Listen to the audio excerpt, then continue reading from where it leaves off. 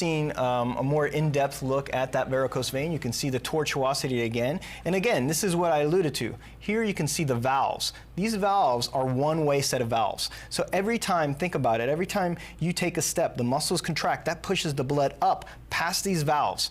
And the valves stay at this position, they close on themselves, preventing the blood from falling back down. When you take another step, it goes to the next set of valves, all right? Anywhere from your ankle up to your hip, you can have anywhere from 8 to 10 set of valves, all right? And in this picture, you're clearly seeing the dysfunction of the valve, which prompts the blood to fall all the way back down to your feet, causing increased pressure inside the venous system.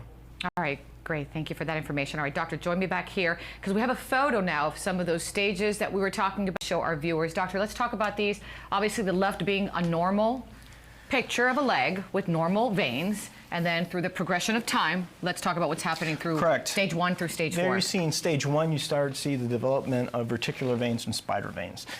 Stage 2, you start seeing the development of varicose veins or venous nodules, typically defined as a vein greater than 3 millimeters in dimension. These are pretty serious. Correct. And by this time, the patient's obviously acknowledging them. And sometimes, often the patient comes in with complaints of they're painful or they're bleeding spontaneously. Ooh.